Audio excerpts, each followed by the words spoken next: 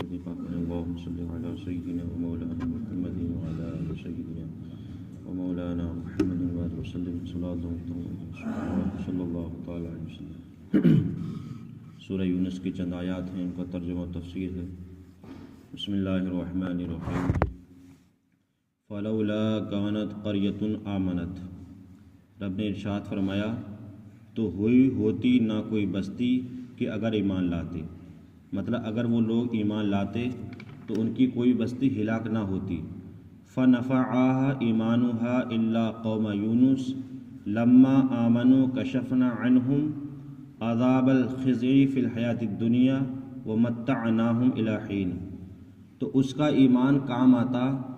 ہاں، یونس کی قوم جب ایمان لائے تو ہم نے ان سے رسوائی کا عذاب دنیا کی زندگی میں ہٹا دیا اور ایک وقت تک انہیں برتنے دیا۔ اس کا پس منظر یہ تھا کہ حضرت یونس علیہ السلام یہ بھی اللہ کے نبی ہیں جن کے نام سے پوری صورت ہے، جو ہم کئی مہینوں سے اس کو بیان کر رہے ہیں۔ ان کی جو قوم تھی وہ بھی کفر و شرک میں مبتلا تھی، ہمیشہ اللہ کی نافرمانی کرتی تھی، بتوں کو پوجتی تھی۔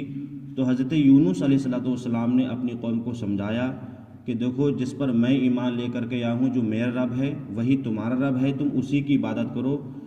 تو حضرت یونس علیہ السلام کی بات پر یہ لوگ کان نہیں دھرتے تھے، جو ان کے من میں آتا تھا۔ ان کی قوم اتنی ہٹ درم تھی کہ جو من میں آتا تھا وہ لوگ کرتے تھے۔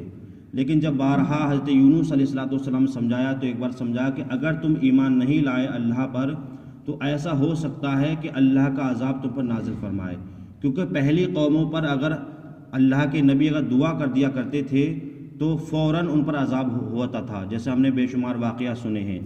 تو حضرت یونس علیہ السلام نے سمجھانے کے بعد آپ اس بستی سے نکل گئے جس بستی میں آپ رہتے تھے۔ تو جب قوم نے دیکھا کہ اگر یونس علیہ السلام اگر بستی سے نکل گئے رات میں تو سمجھ لینا کہ آج رات ہی اللہ کا عذاب آ جائے گا۔ تو کچھ لوگ تلاش میں تھے کہ حضرت یونس بستی کے اندر ہیں یا نہیں ہیں۔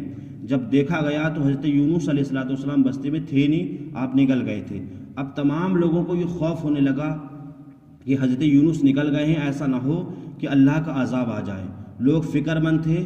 اب جیسی صبح ہوتی ہے تو عذاب کے کچھ اثرات نمودار ہوئے، آسمان بالکل کالا سیاہ ہو گیا اور کچھ دھواں جو ہے وہ کالا تمام شہر پر بستی پر وہ گھومنے لگا۔ تو جب لوگوں نے یہ دیکھا اب یقین ہو گیا کہ یونس علیہ السلام بھی بستی سے نکل گئے اور صبح نمودار ہوئی، تمام دھواں پوری شہر میں گھوم گیا ہے، ایسا لگ رہا ہے کہ اب اللہ کا عذاب آنے والا۔ اب ان لوگوں کو یقین ہو گیا تو اب یہ لوگ اپنے گھروں سے اپنی بیوی بچے مال جو بھی کچھ تھا بستی سے نکلنے کے بعد جنگل میں چلے گئے۔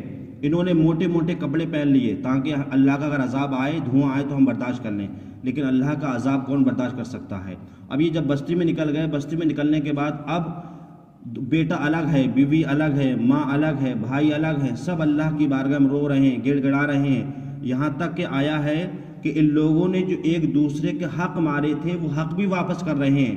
اور ایک روایت میں یہاں تک آیا تھا کہ ان لوگوں نے اپنی بستی جو بنائی تھی پتھروں سے، پہلے پتھروں سے وہ بستی وغیرہ بناتے تھے، تو اگر کسی شخص کا اگر پتھر بھی لے لیا ہے اور پتھر لے کر کے اپنی دیوار بنائی ہے تو ان لوگوں نے وہ دیوار بھی توڑ کر کے جس کا پتھر جو لیا تھا وہ پتھر بھی ان لوگوں نے واپس کر دیے کہ ہم نے ظلم کر کے آپ کا یہ پتھر واپس لیا ہے۔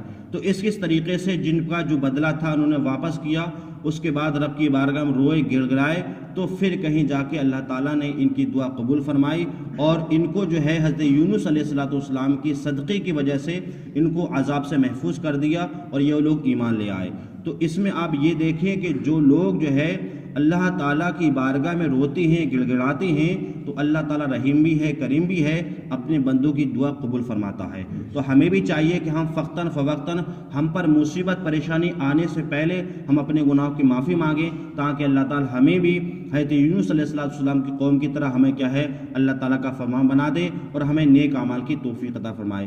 تو وہی جو ہے قرآن نے فرمایا کہ جب ایمان لائے ہم نے ان سے رسوائی کا عذاب دنیا کی زندگی میں ہٹا دیا، مطلب جو عذاب آ رہا تھا وہ ہٹا دیا۔ وَمَتَّعْنَاهُمْ إِلَىٰ حِينٍ، اور ایک وقت تک ہم نے انہیں برتنے دیا کہ اب تم ایمان لے آئے ہو، اب تمہاری جو زندگی ہے دنیا میں وہ جیو۔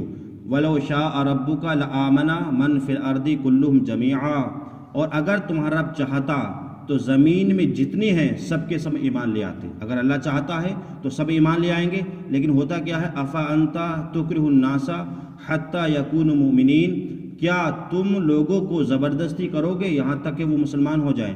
مطلب اسلام لانا کسی پر زبردستی نہیں ہے کہ تم اسلام قبول کرو.